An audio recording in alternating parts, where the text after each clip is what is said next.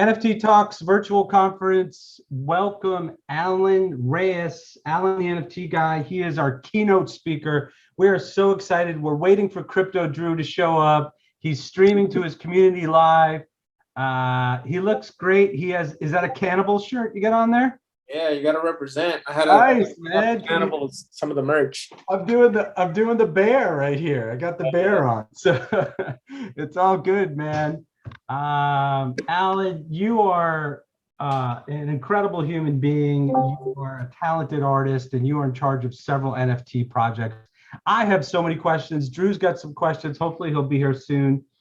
Okay, so Crypto Drew is saying that he's here. Just to webinar, buddy. Oh wait, is that him? I just heard something. You hear something? Yeah, he said he's here. I just saw it in the chat. I just said just go to webinar. I don't know anything else that I can do. Drew, if you're watching this, text Andy. I don't know how you get up here. We've never had somebody come late. Bear, you're recording this so we can use it later for content, right? Or no? Yep, we're recording it, and there is some kind of issue that these are super long, they're an hour, that we may have to pay, but if it pops up, it says we have to pay, we're going to pay it and just take it out of the kitty. Take it out of participants. Let me just see if he's here. Hey, the community, get your blunts ready. Get the blunts ready. All right. Hey, man, we're going to talk about anything and everything here today. But Alan, do this. Crypto Cannibals, Solana Slum Dogs, High Indians that you helped out with, Lonely Lovers Club. What am I missing? There was one other one besides V2s. We have the Small Turtles, the V2s. Small Turtle with Wings. Yep, the V2s. V2s. You got the Slum Dogs, Cannibals. We've done Creamy Friends. We've done Noti Gang. We did, I'm trying to think. I think that might have been all. It's around like 7 or 8 collections that we've designed for. Amazing, dude. And I know at one point it was you were the artist, your sister was the artist, and then Blessum came in. Do you have a couple more artists, or is that it? So I have around like 5 graphic designers that work with me. Okay, and can you say who the new people are? Because I know the guy who did Lonely Lovers Club. That stuff is awesome, dude. So Brandon is actually he's actually helping me develop this new sort of company that I'm working on. So Brandon designed all of the Lonely Lovers that we did as a free mint in order to onboard more people into Web3. And then he designed 100% the entire Slumdog collection. Oh, wow. Yeah, the whole thing. Dude, I love both of those collections. I can't tell you, I see all kinds of NFTs all the time. And every time I see one of yours, it doesn't matter which one it is. I'm like, shit, I got to get that. Like, it's like the weirdest stuff that goes down. And I still haven't gotten the Slumdog. I actually went on and I was trying to get one. And then I had to run and go to dinner somewhere. So I'll be back. I'm going to get one of those things. And I barely buy on Solana. I have bought some things on Solana, but yeah, I love the Slumdog. So let's just get started. Hopefully Drew can get in. Andy will help him. But we want Crypto Drew here too. But I just want to ask you, we had a little conversation about this, but we saved the long version for the conference. You were a waiter at Chili's, and now you have all these NFT collections. You're building more. You have a merch store. You're going to have an actual store. Dude, you're full-time Web3. I don't know what the numbers are. It's over 100,000. It could be 150,000. I don't know if you want to say the number, but you've made a lot of money and your community is huge. Tell me your story. Tell me your NFT story from being a Chili's waiter till now. Yeah, so this is actually going to be, I think, for the first time for some of the community members in the Slum Dogs community to kind of see this too. So for me, I'm going to take you back from the beginning. That way everybody can kind of understand where I come from, what we do, and, you know, where we started at. So for me, I grew up very poor in the sense of, you know, not having a lot of things in a sense. My family immigrated from Mexico. I was born in Mexico. I was born in Tecate, Baja California. We came over to the United States probably when I was like 1 year old. I became a citizen, and pretty much just, working out here. My mom, she got a job cleaning trailer parks. And so when we crossed over here to the United States, my mom was literally like raking yards every single day to kind of to provide for our family. And so for us, my mom ended up being really good at like what she did in her job. And so they offered her like a management position. And so she ended up becoming like a little manager of a trailer park. But pretty much for about 21 years of my life, we grew up like in a trailer park, kind of like in the hood. Yeah. And so I was kind of like a little ghetto kid. And so for me, I gave myself the nickname Slumdog. And that's where my community kind of comes into play. And that's what they're called, Slumdog. So for me, like I come from nothing in a sense. And I've always wanted to feel like, how can I kind of like commemorate, like understanding and realizing like where I came from. And so, we created like the Slumdogs, and it's kind of like a nickname I gave myself. But pretty much throughout my high school life and everything, I've always wanted to do things. Like I've always felt like I wanted to do something. And so when I was 18, I launched the company. I was 18. I didn't really know what I was doing, but it was called Cannibals. And Cannibals was a skateboard brand. And so pretty much I would go out, I would film skaters, I would go and take pictures, I would do a whole bunch of stuff related to skateboarding back when I was 18 in high school. And that was like my first jump into entrepreneurialism. It was just my first attempt of like, I don't know what I'm doing. I have a dream and I want to try to do something with it. And so I did the Cannibals for, I think about, what's up, Drew? I did the Cannibals for maybe probably about a year. About a year where I would go out, I would film, I would, take pictures, do skateboarding, I would have contests, bunch of little things. And, after about a year, kind of like died down. I couldn't afford to like continue to make skateboards, continue to make t-shirts and do all that stuff. And so like, I kind of like my first business idea kind of in a sense, it kind of like, I don't want to say it failed because I learned a lot from it, but in a sense, it kind of like was my first attempt of like trying to do something and failing. But, for me, I always knew that I wanted to do something, and I wanted to do something big. And so I would do door to door. I've done real estate, mortgages. I went door to door in San Diego. I did door to door in Phoenix. I used to own part of a gym here in town, which I still do own part of it. Own part of a gym. Like I was just like trying to find that one thing that would really like work out for me. And so I'd go to seminars, I'd go to Grant Cardone, Gary Vee, Tony Robbins. Yeah. I was so like obsessed with self-help. Yeah. And so for me, I was kind of like around the age of 22, I believe. I was brought on, and it's kind of funny because like, even like for me, like going to school, they would always tell us this, but I never really believed it. Literally, the thing that really changed my life to a really crazy point, and I'm not kidding, is reading books. And it's funny because like we see the videos of like Ty Lopez where he's like knowledge in the Lamborghini, but it's 100% correct. It's 100% correct. Because what happened is I was living in a life that my mind was closed. I was just seeing what was in front of me.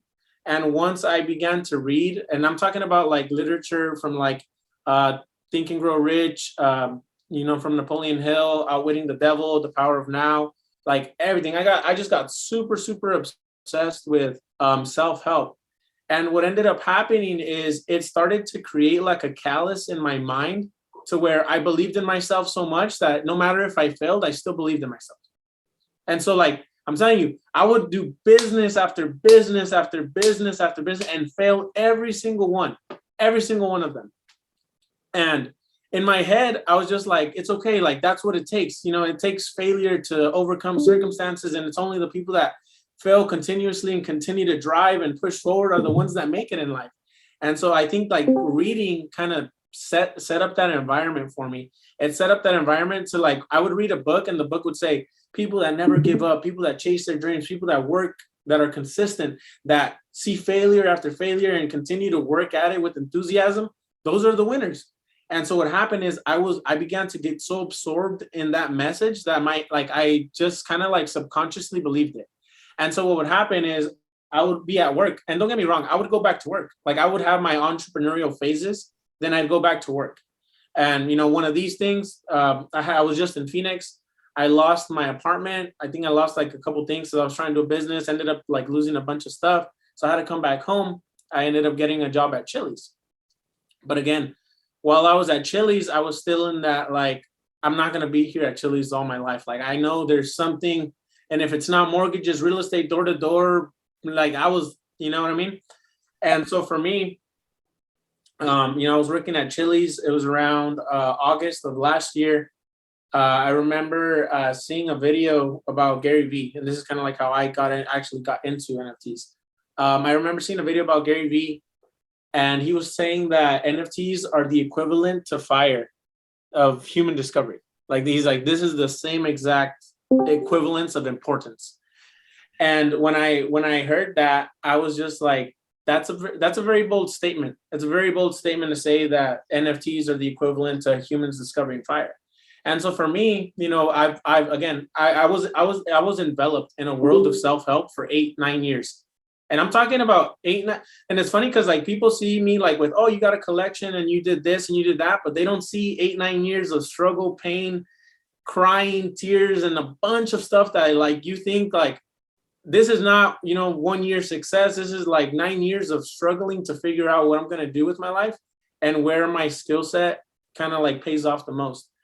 And so again, I remember watching Gary Vee, and he said that, and to me, Gary Vee is someone that I follow, passionately. I love everything he stands for. I love what he's about. I love what he's created. And so for me, he was a very positive impact in my life. And so when someone like that says something like that, it made me like think like, why is he saying that?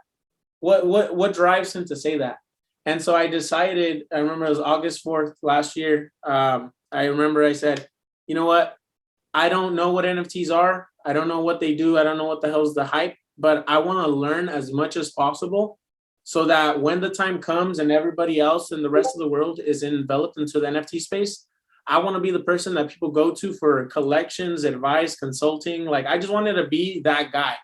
And so I changed all my handles from, it was Humble Slum Dog for like a couple of years. I changed it over to Alan, the NFT guy.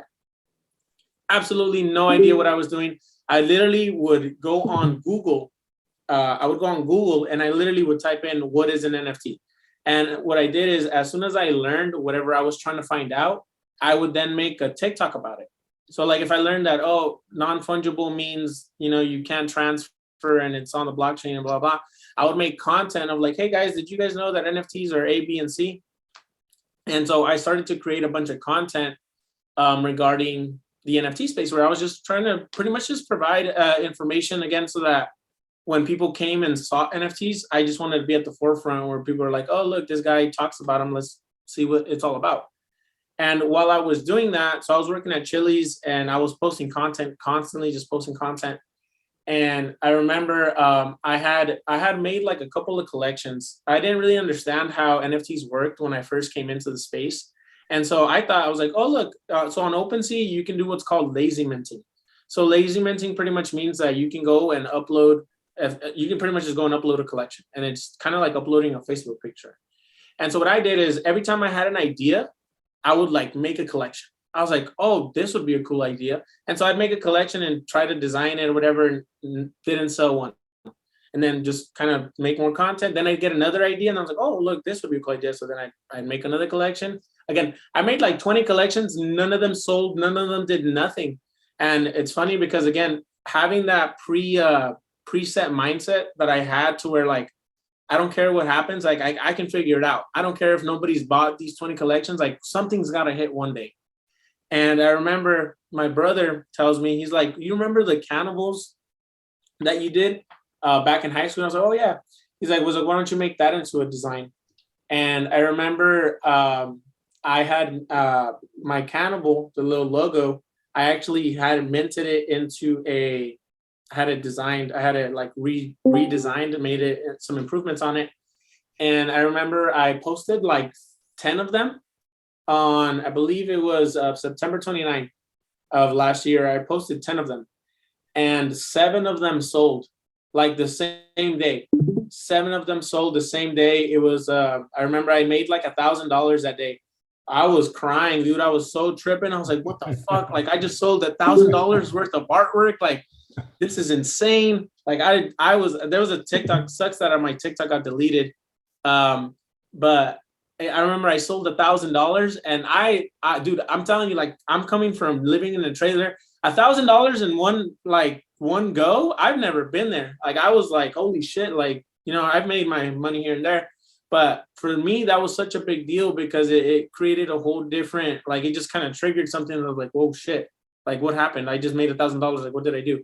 And so then after that, I got like super obsessed. I would wake up, eat, sleep, breathe NFTs. I would make content. I would, you know, there was like 10 people in my Discord, literally like only 10 people in my Discord. I'd be in there with them all day. I'd go to sleep. I couldn't sleep. Like, I remember I'd go to work, dude. I'd be serving people, and I'm like thinking, I'm like, fuck NFTs. And like, I telling all my coworkers and my bosses, and I'm talking to everybody about NFTs. Everybody's like, what the hell are you talking about? Like, you're crazy. And I remember I was at Chili's, and I was just there. I was working, and it was probably about 30 days after, I think, or probably about 2 months maybe after being at Chili's. I couldn't take it. Like, I literally couldn't take it. I went up to my boss, and I was like, hey, I'm sorry, but I can't work. Like, I literally, like, I'm so, like, I don't know how to explain it to you, where it was consuming my mind so much, it wasn't allowing me to work. And so that obsession was like, you know what? Like, I think I can make something out of it. Like, I can probably sell another 1,000 next month and maybe, you know, pay my bills, and I can figure it out from there. And so I made the decision. I quit Chili's. You know, I quit Chili's and decided to go full time into Web3. And then, you know, the rest is history after that. We kind of, yeah, man. Let me give you a second to take a break, because you've been talking for a long time, and it's everything you're saying is amazing. But I want to tell you a couple of things. The first thing is, and then Drew, you can ask whatever you want. And we want to hear the rest of the story from quitting Chili's to, you know, and you're going to tell us because I know you. But I was going through TikTok one day, and I was flicking through, and I had already known you, and I had already bought some cannibals, and you were crying, man. If I was on TikTok and crying, I would have just shut it off. Like, if I was on a live, you know what I mean? That's the kind of person I am. I don't want people to see that. But you were crying, and I was trying to figure out what's going on. There's something about somebody saying something about the floor price or scams, and you were upset because you're such a good dude that this one person didn't understand you, and they were talking about stuff, and it really, really upset you because you have a very close-knit community, and it really upset you. But it really hit me. I was like, this guy is years above his age. He is such an old soul. He's such a smart guy for someone. You're 26, you're literally half my age. And then the other thing that I saw that happened is I remember having a live with you when I was first on.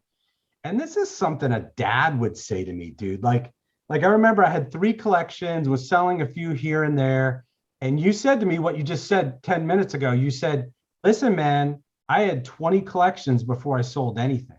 And that just blew my mind, because I was like, holy shit, I have 3 and I'm worried about not selling shit. And this guy had 20 before he sold 1. So that obsession, we've all seen it. You are the most prolific poster. You do the most lives. And I know it's a little bit slower time right now, but oh my God, I've never seen anybody so obsessed with NFTs. And Drew, anything you want to say before he goes back to his story? Sorry, guys. Welcome. No worries, dude. I'm on Mexican time, I guess. I was here, but I guess, technical difficulties. But what's up, Alan? I'm here. I'm an OG collector. You know, I'm rocking with you. I'm happy to be here.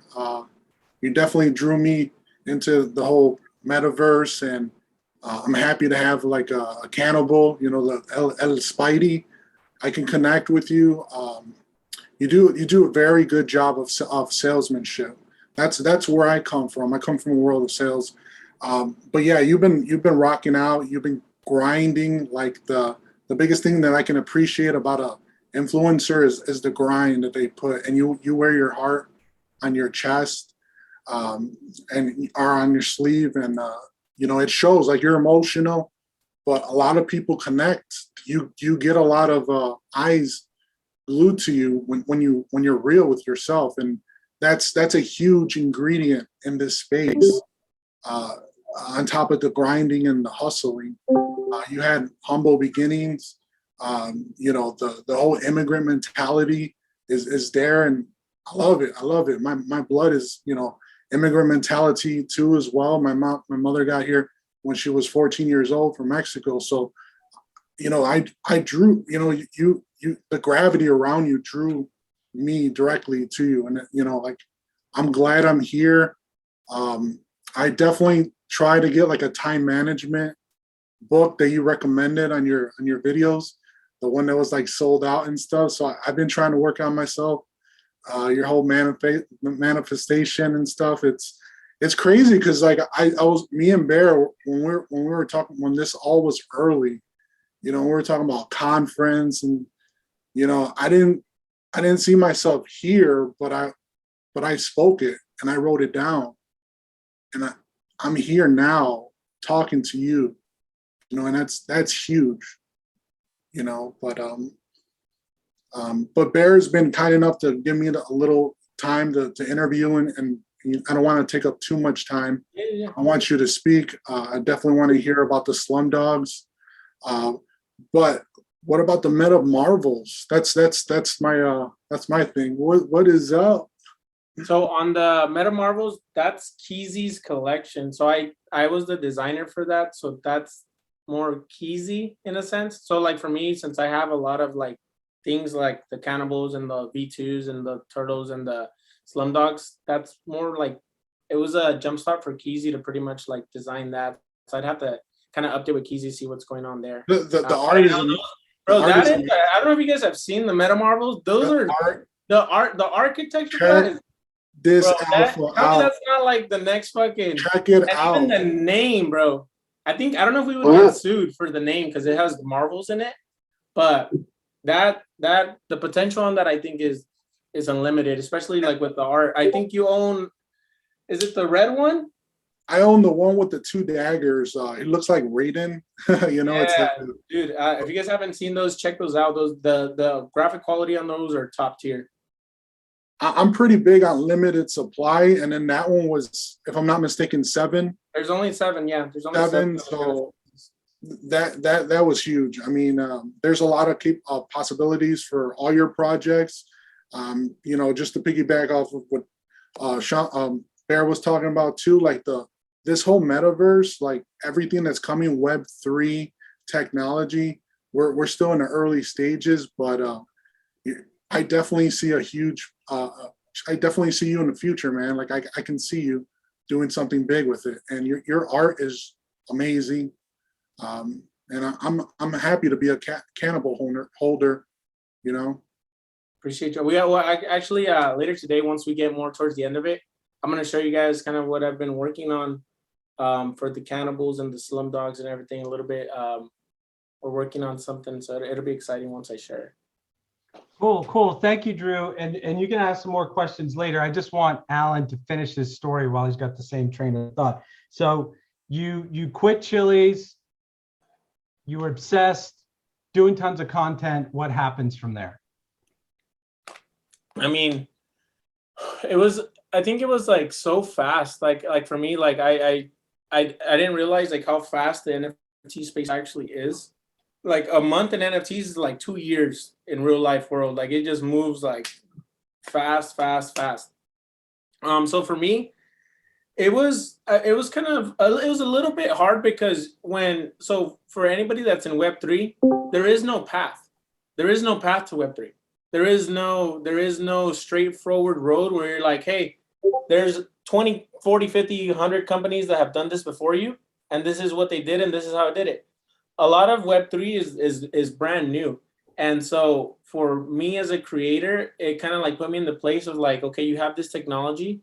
How can you incorporate IRL world, whatever's in the real world, incorporate that into Web3 technology? And there's no path. It's just like you have to create the path. We have to, like, I'm going to be a case study for somebody else that makes a project and is like, oh, this is where he was successful, this is where he messed up, this is what he did with the technology, and how can I do it? And then after 10, 20 years, there is going to be a path. There is going to be like, hey, this is what Web3 is used for. This is what you use the crypto technology for. And so it's very interesting because it puts you in a position, I don't want to say like Mark Zuckerberg style, but it kind of does, because you're like, okay, innovate. You're now put in a position where you now have to innovate. You have to figure out what's the next move, because nobody knows the next move. And so it's been a little challenging, but I think very rewarding in the sense of like the friends I have, the community, that we have. We've been, there's been a lot of things that have happened in our communities that, without NFTs, I would have never even, dreamed of doing. We helped out Keezy one time when he was, struggling back then. I remember we did that. We gave away like the skateboards. There was like $600 in skateboards that we had given away.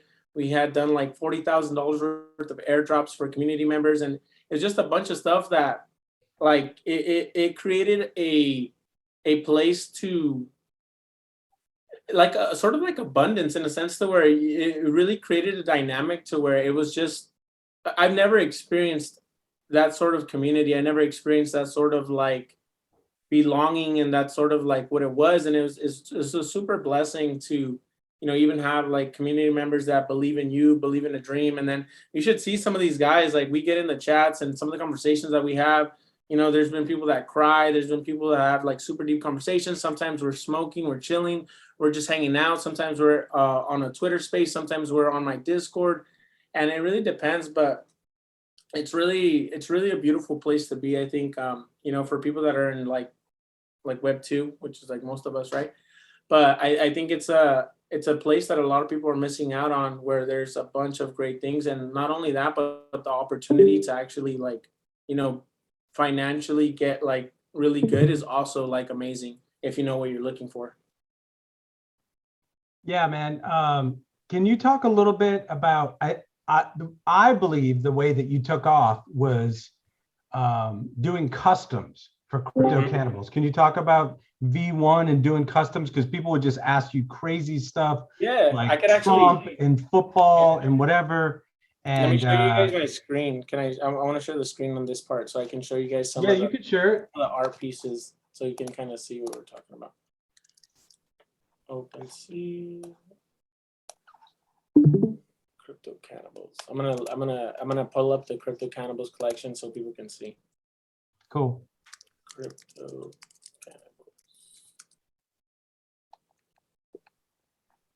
Cannibals right here. All right. So let me see. How do I just? Yep. Okay. Okay. You guys can see my screen now? Yes, we can see it. You can't. Okay. But we see Crypto Cannibals in the first 2 rows. Okay, cool. So this was the Crypto Cannibals brand. When I started it, pretty much what I used to do is I would have, let me see if we can go to the oldest ones.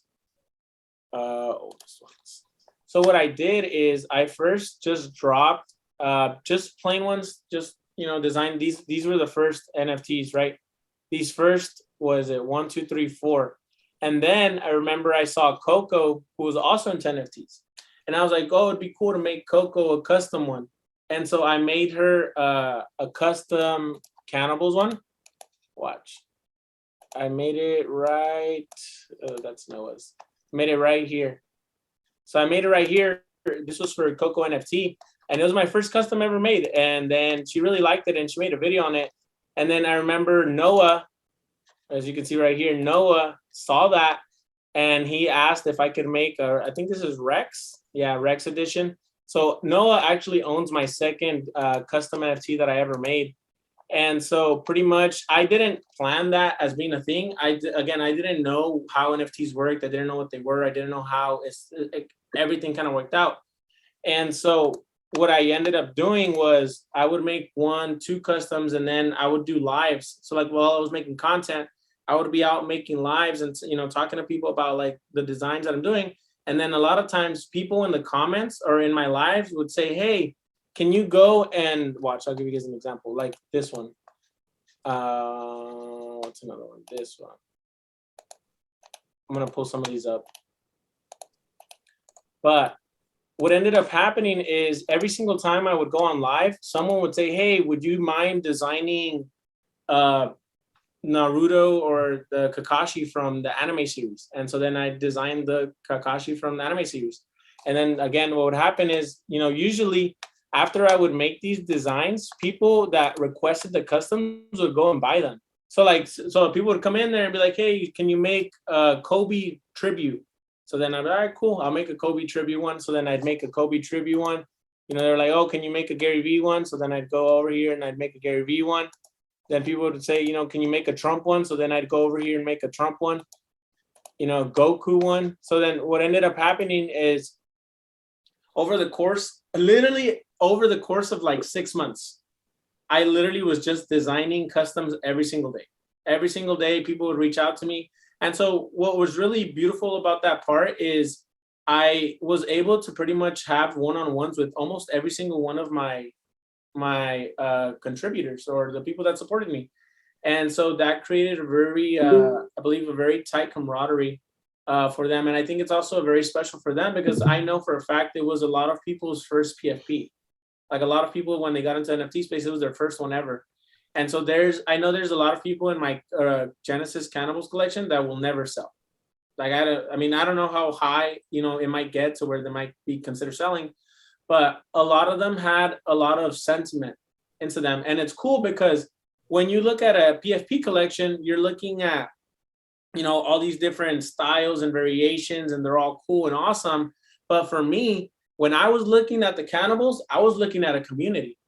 I was looking at like, oh, I know who owns that one. I know who owns that one. I know who owns that one. And so it was very cool to see, like, it was pretty much like, to me, it was like all these people that are buying these NFTs, you're getting their likes, their interests, their passions, their dreams, things they love.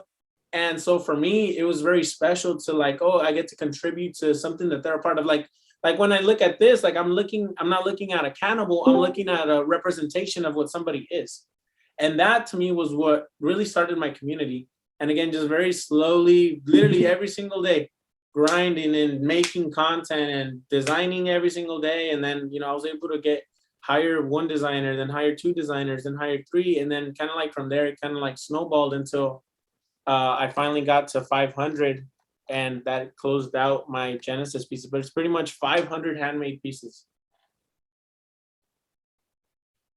Very cool. And some people would ask you, or some people would say, Drew, I got to give you a second to ask a question, but some people would say, okay, so you were super successful with your first NFT collection, 500, all sold out.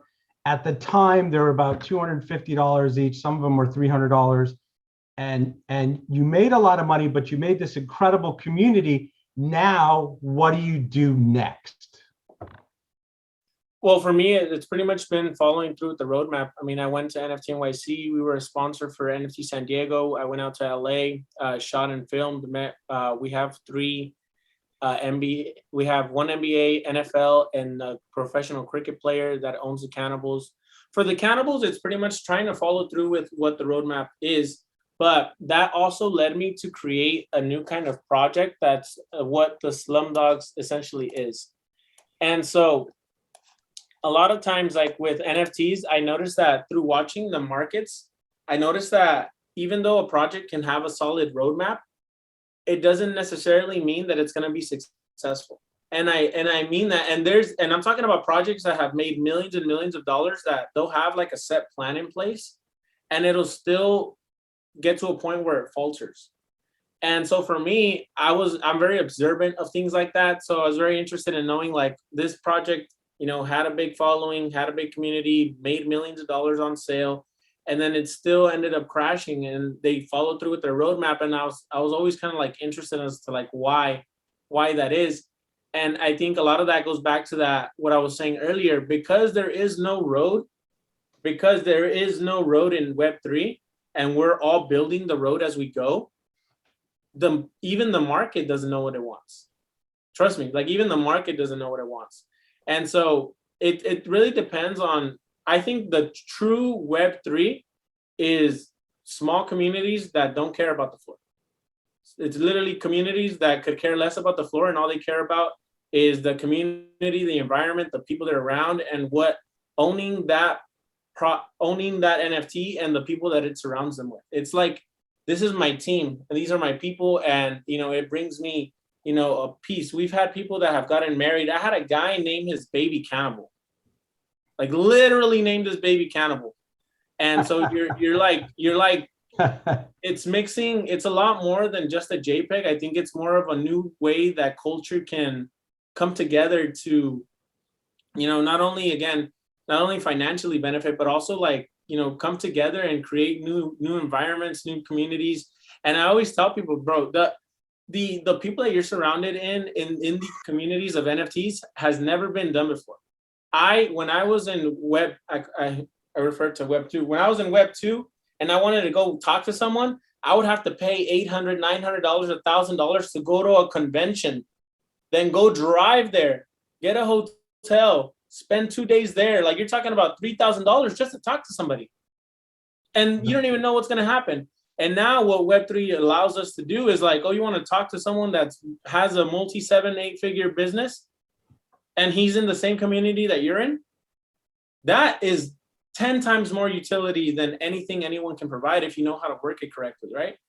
And so with things like that, but right now, we're actually developing I'm developing a company that it's more of like a marketplace, but pretty much what it is, it's a NFT marketplace where you can go purchase collections for what we serve and what we design. And then what I want to do is pretty much set it up to where a lot of the resources that we earn from these projects that we sell on this marketplace, that's going to go directly towards the slumdogs and the cannibals and my more than likely my turtle holders as well. But that's how I think that long term, that's what I think is going to be the winner for me. Right now, if you hold a cannibal, you get a lot of alpha. So for those of you guys that don't know, I'm sure a lot of you guys already do, but alpha is just like that information that helps you kind of get a little bit ahead of the game. So we have, like, in our community, in our cannibals community, we have I think we have one of the best alpha bots in the whole chat. They just did a call yesterday, and see, that's why like, to me, that's real utility. Like, one of the bots yesterday caught a sale at $200. It was $177, an NFT that the whale bought, and right now it's trading over $2,500 in 24 hours, right? And so to me, if I was a holder, I would say, okay, owning a $200 JPEG grants me access to things and information, not only to a community, but also to information where I can turn $177 into $2,500 in one day.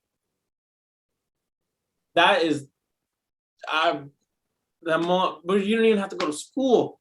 I mean, I'm not telling everybody here to drop out, right? But it's kind of like, that is such a, like, the opportunity is insane. It's super insane. Like, it's like, I don't even know how to, like, explain, like, how much opportunity there is in Web3, but kind of like, those are the things that kind of like we're working on. I think this marketplace that, we're developing, I think that's going to be what's going to solidify my name in the space, and really, that's what's going to make us stay here for the next 5, 10, 20, 30 years. And not only that, I think that's also going to create my communities to be very prominent in the space, because once this marketplace that I have coming up is successful and it's building a lot of numbers, I think we're going to get to see a lot of people start to dive into my communities and start to try to get my projects, because the correlation from a successful marketplace is going to pretty much only correlate to my community.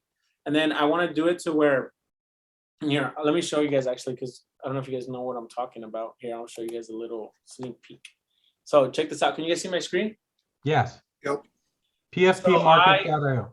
Yeah, so I just bought pfpmarket.io. So what it is I noticed that we're really good at one thing.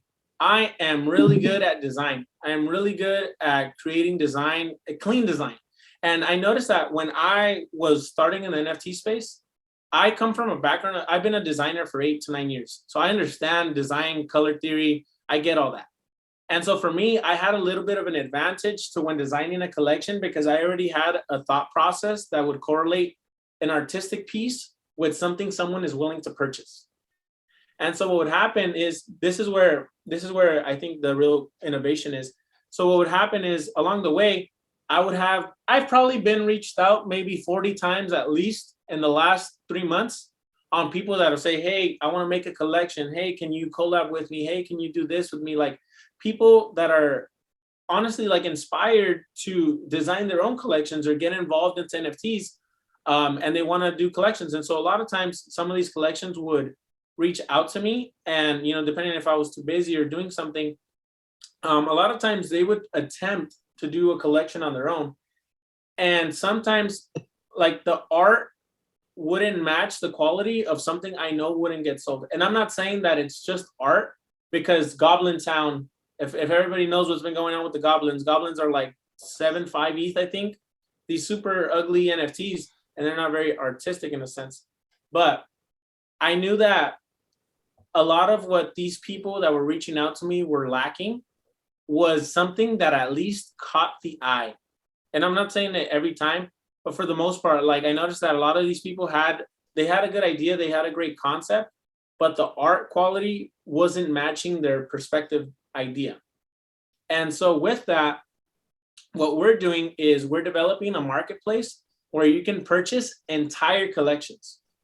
Like you're not going to go buy an NFT, you're going to go buy a whole 10K set. So what this is built for is it's built for entrepreneurs and Web3 enthusiasts that want to develop their own things. I think there's approximately probably about a couple thousand collections get made a day, couple thousand every single day. So that's 10K PFPs every single day, multiply 10K by 1,000. That's like 1 million new JPEGs every single day in the Web3 space. And so what we're doing is we're bridging the gap from people that all they need is the art and they already have the rest and they're just ready to develop. And so pretty much the marketplace would be where you can go and purchase entire PFP collections, as you can see here. And I want to share this because this was, I had never made the math. I'll show you guys right now. I had never really made the math on how much my collections that I've designed for have made in general. And like, this is, I'm telling you, like, this is probably the next best thing in Web3. That's what I think. I really do believe that. So pretty much what pfpmarket.io is, it's a one-of-a-kind JPEG marketplace where you can easily find the best Web3 collections before they hit the market. And so our JPEG inventory hosts PFP profile pictures, collections for sale and ready for development. And so what it would be is, let's say, Shawn, let's say you want to make a collection because you've learned Web3, you understand Web3, you get it, but your artistic quality doesn't match what you would want somebody to buy, right?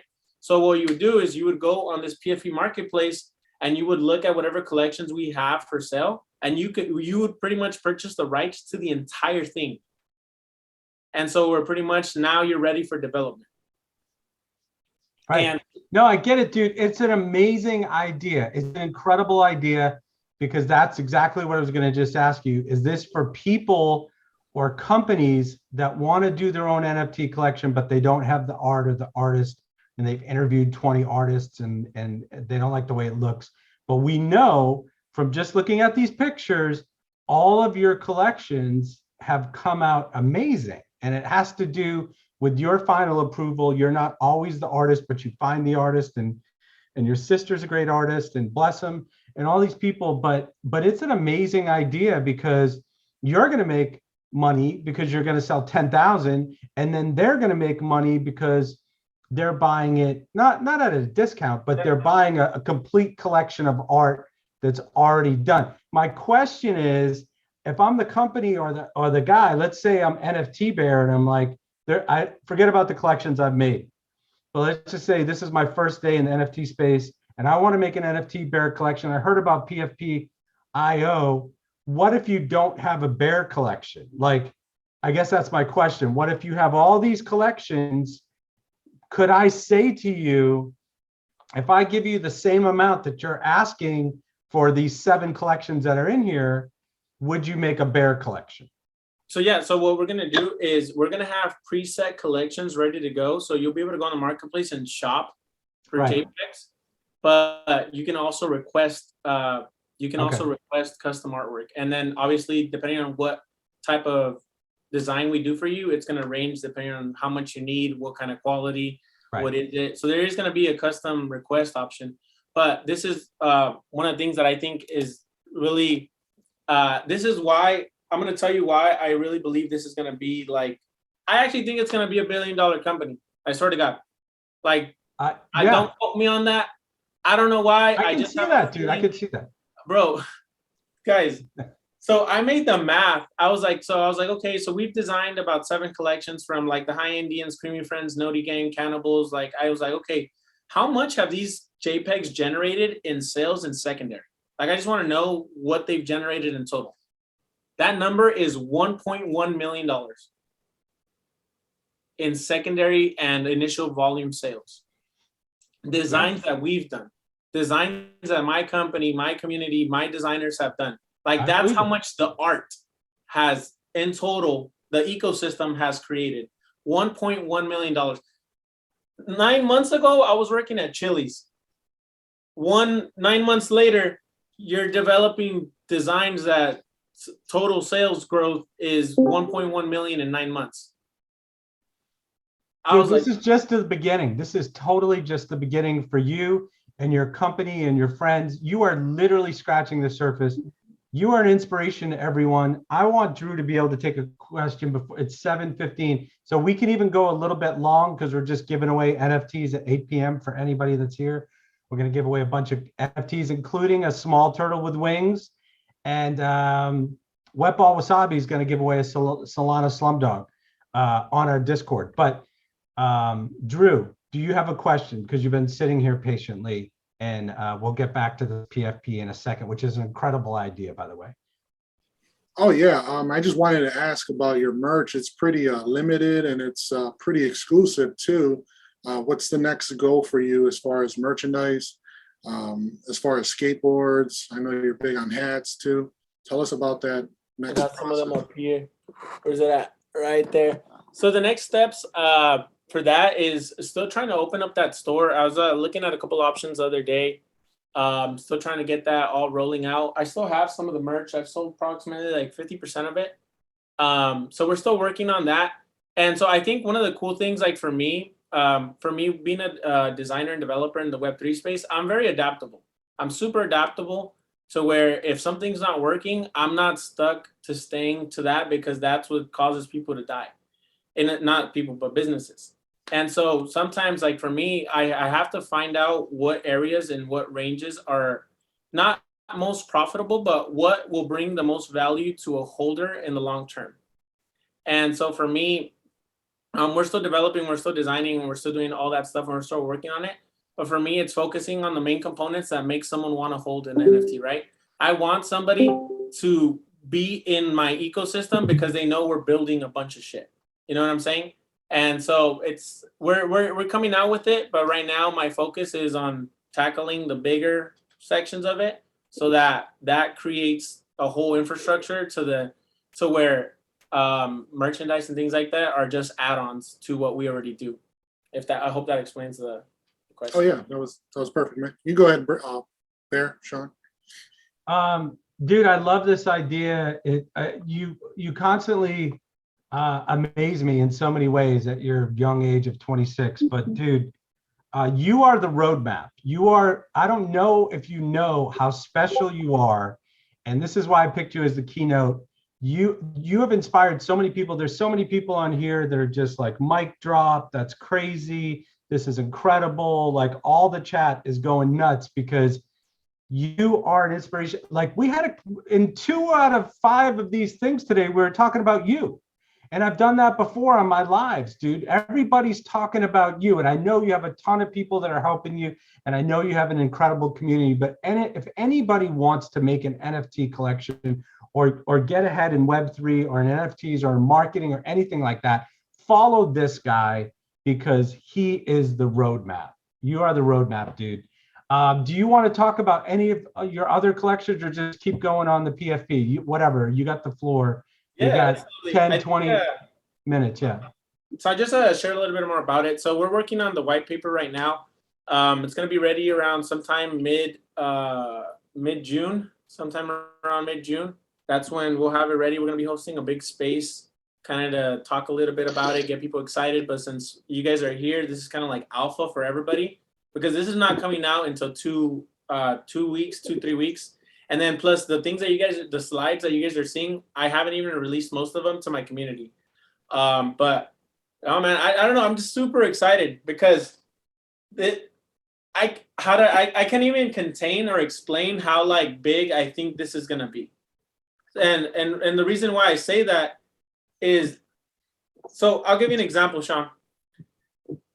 Because when I design a collection and somebody comes to me and they ask like, hey, can you design a collection? 9 times out of 10, we get two things. We get an upfront payment and then we get a royalty percentage, right? So where I'll design a collection where I'll say, hey, yeah, I'll charge you $5,000 to design it, and then I need 10% of whatever you sell on secondary, and then maybe 1% of royalties or whatever. That is, I think, the deciding, like, I think this has the potential to be as big as like a Yuga Labs type of company. And the reason I say that is because I'm doing something that Airbnb and Uber did.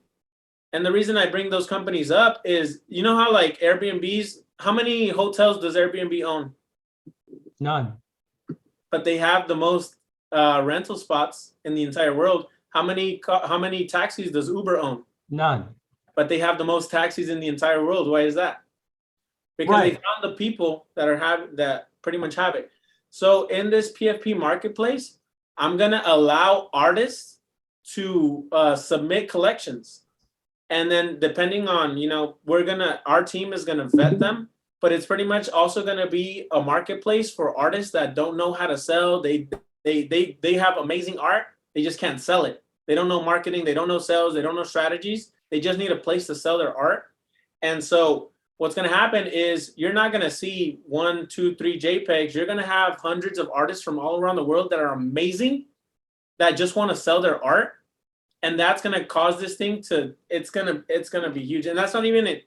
I tell people, like, that's not even including on some of these contracts that we get on, not even the initial pay, but like on royalties.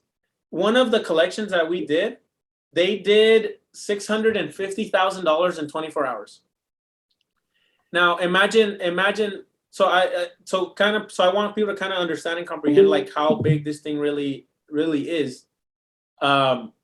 Imagine, I do, and again, we've already done a collection that already did $500,000 as far as like what they did in initial and secondary. That one was actually Creamy Friends. They were the ones that did have over $500,000. But imagine I would have had this PFP marketplace already ready to go, and one of the collections that was available for sale, let's say it was that ice cream that they bought from me. Not only, right, would we get those initial funds that would then help me have more resources for my community and whatever we're producing, but on some of these agreements, we can negotiate royalty fees, right? So now, Shawn, imagine, let's say 2-3% on $600,000. How much is that? Like 30K, 60K? I don't know, somewhere around there. But pretty much, I try to imagine 5 years of selling 50 collections 20K, yeah. 20K, yeah. So dude, imagine 5 years later, I've sold 1,000 PFP collections and I have royalties coming in from 70 of them. Yeah. And all that's used to fund my ecosystem, my community, the people that hold my stuff. I'm like, dude, some of these, and then that's not even including when it gets bigger. I was like, as I get bigger, and some of these collections are going to really hit. Creamy Friends was on the number 1 charts on Solana the day it launched. It was number 1 on all Solana. Our art was number 1 in the entire ecosystem, right? So what happens when my team designs the next Yuga Labs? What happens when my team designs the next Bored Ape Yacht Club? What do you think everybody else in the space is going to be like? oh, what the fuck? Am I going to go hire someone on Upwork or Fiverr? Or am I going to go fucking hire a team that can not only execute, has fucking great art, understands concept and everything else?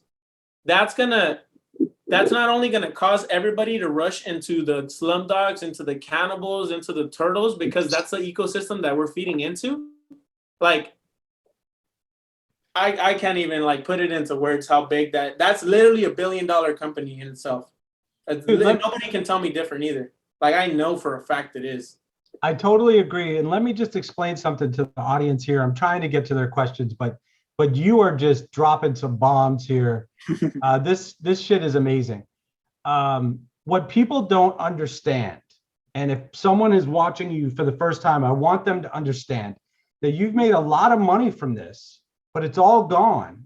And the reason why it's all gone is because you invest it back into your community and you airdrop NFTs, and you have personally given me like 5, 6, 7 NFTs that are going to be, you are my second 401k, Alan Reyes. You are my second 401k. I have 12, 15 of your NFTs that someday are going to be worth an ETH, 3, 5 ETH each.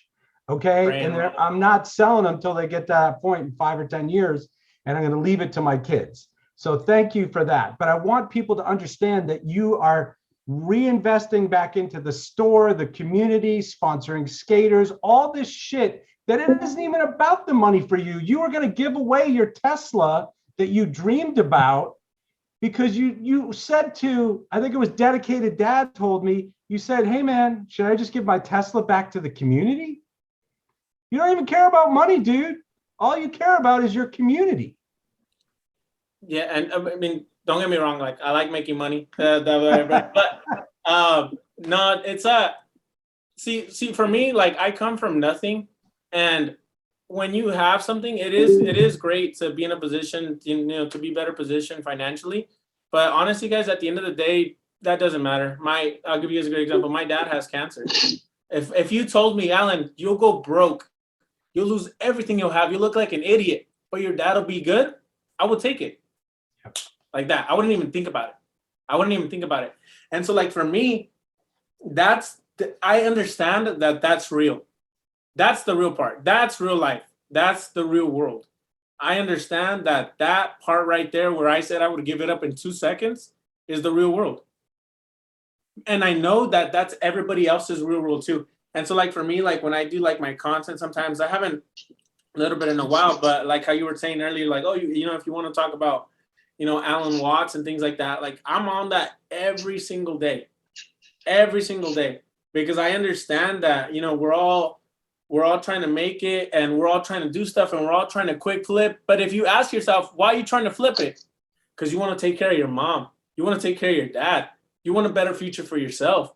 You want to feel better. You want to look better. You want to have better things. You want to attract and become and live a different lifestyle, right? And I think a lot of the answers that go into answering those questions, it's not about like you want to, like, for me, I want to make a lot of money because I need to make sure that my dad can't work. I got to take care of my dad. I pay every single bill my dad has. So I'm paying for somebody else's retirement, right? And I do it gladly, and I'll do it happily. And so for me, it's like, I know that people in the space are, unless you just want like a Lambo and shit like that, but like, I know a lot of people in the space are the exact same way. And we all have like our own like things we're going through, internally, externally, emotionally. Like, we all have these things that I think, like, for a lot of us, we hide it. I don't hide it. I don't give a fuck. Like, I just straight up I don't know. There's no point in creating the facade of who we think we are. And so for me, I'm very open, about like things like that, because I know that's real. And so, like, when you were saying like you were crying, that's why I don't care like crying on stream, because it's real, and if you think I look weird for crying, I could care less. It doesn't matter. It doesn't matter, because it's not, I know that what I'm doing is real, and it's real. And I know that, when you look past the screen, those people are feeling the same thing. A lot of us feel lost. A lot of us feel confused. A lot of us are full of anxiety. We're stressed out. we have like so much thing that the world is throwing at us. And so for me, like I love getting into conversations like that, because that, I feel like it not only gives you a lot of freedom as somebody listening to it, right? So again, guys, like for me, I listen to Alan Watts and Gary Vee every single day, right? So when I see Gary Vee talk about like, hey, be patient, relax, it's not a race, calm down, that shit gives me peace. I'm like, oh shit, oh, maybe it isn't a race. And so like for me, when I do things, and I have these conversations with people, I think sometimes a lot of people like really resonate with that, like, oh, I just really needed to hear that. I just really needed to hear that, and it creates a lot more peace in your life.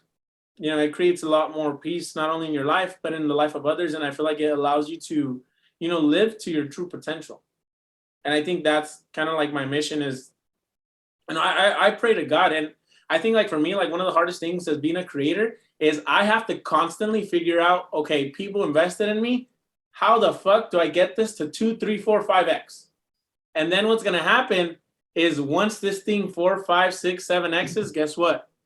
How do I make this thing 6, 5, 7, 8, 9, 10x from the people that bought here, right? And so it's a little tough, but I think at the same time, when you're trying to develop and create a nurturing community that is compassionate, that shows love. I mean, a lot of these guys are here showing up. There's like 20, 30 of them here in my chat. Like, to me, the fact that people come out here just to listen to me is like, it's very mind blowing.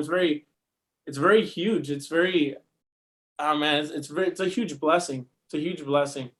And I hope to, be able to repay every single person that ever invested in me as well. Dude, once again, I think you know how special you are, but you might not. There's been people that have texted me and said, I watch Alan, I go to Alan's lives, his feed, because he makes me feel better about the world and life and all that shit. But I will take one question, and we can go over, dude. Or if you have to go, just let me know. But I will take one question, and then you let me know if you want to continue talking. Somebody said, so Dream Big 2020 said that you're our hero. Who is your hero? Ooh. Man, that's a tough one. That's like a make you cry question. Damn.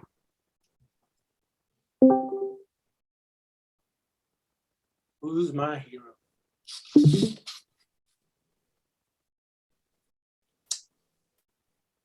I think I'm my own hero as well.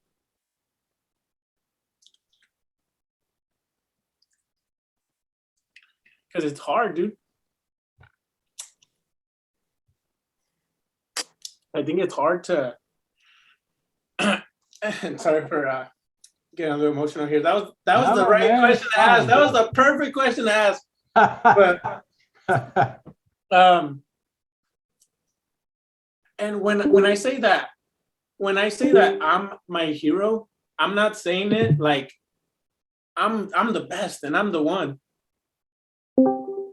Me is the same you. Like, you should be your hero.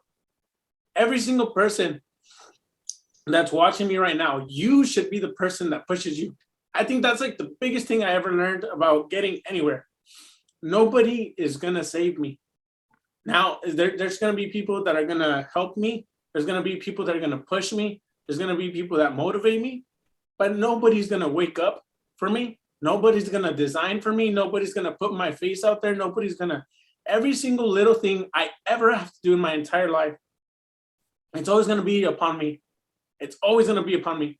And trust me, a lot of times in my life when I was coming up and I would have these companies and I would fail and I would do this and I would do that, I was always just believing in it. I believed in it. Even if, bro, one time I remember I went to my friend's house up in Phoenix and I had negative $300 in my bank account. And negative $300. And I was going to a conference. I was going to Gary Vee's conference. It was actually Gary Vee and Tony Robbins' conference. And I remember I was telling my friend, I was all excited about it. And I was like, like I was telling her about the power of the mind and manifesting and believing in yourself and everything.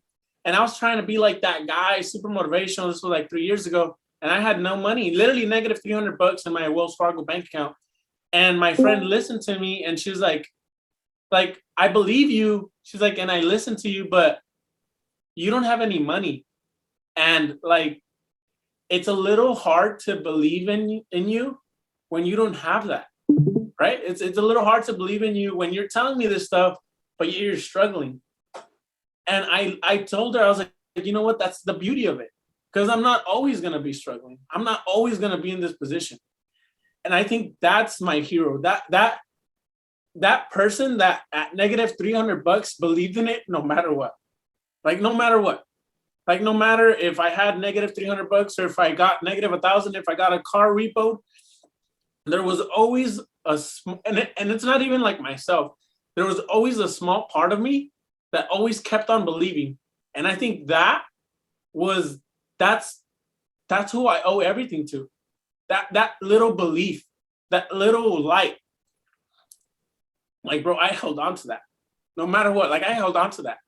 And I think, like, for you guys, you know, because I know a lot of you guys, and I've talked to a lot of you guys personally, but like a lot of us, we don't have anybody. We don't have, and here's the thing, I'm not going to save you. I'm not going to save you. The only person that's going to save you is you. The only person that's going to get you out of your situation is yourself. And so for me, I advocate for everybody to be their own hero, because at the end of the day, you're the only one that's going to get up from where you're at. You're the only one that can change your life. And I think that's probably one of the biggest life lessons I've learned in the short time that I've been here, to realize that if I take full responsibility of my life, I can change it. And again, if every single one of my projects, all of them, if they all went to zero and I crashed and I looked like a dumbass and an idiot and everybody left, 4, 5, 6, 7 years later, I'd be back up there. Because that same little annoying persistence, I don't even know what it is, but that feeling of like, there's gotta be more. It's there. And like, that's why I say things like, oh, this is, right now. What was that? Just do. Oh, that was one of my timers. But like, that's why I say this is gonna be $1 billion company, because I just believe in it so much. And I don't have it all mapped out yet, right? I don't have where am I gonna be in 20 years? And there's gonna be a lot of hardship, there's gonna be a lot of struggle, there's gonna be a lot of pain, there's gonna be a lot of crying. But for me, like, I'm willing to take that on. And I think, like, for people that are listening, like, that's what I mean when I say I'm my hero. Like the kid that I would, when I was going into these Gary Vee conferences and saying, I want to make over 6 figures a year. I could not imagine making 6 figures a year. I couldn't. When I was going to these events, I was looking at these people and I would watch other people and say, damn, that guy's made 2 million. This guy made 3. This guy made 250 last month. And I would compare myself. I would think like, oh, I want to be like them. I want to do that. And it was always something that seemed so unattainable. And dude, it's all that, like, those years, those 8 to 9 years of literally struggle, suffering, learning, negative. I'm telling you guys, like, I could show you guys my bank statements for the last 12 months. Like, they barely started going up. Like these things, like you guys know when Snoop Dogg says, I want to thank me. That's so true, bro. It's so true. It's so true. And it's the truth. And it's the truth for every single one of you guys listening here. Like, even like for people, like when you guys get into NFT projects and if it crashes and it fails and they rug you, who gives a fuck?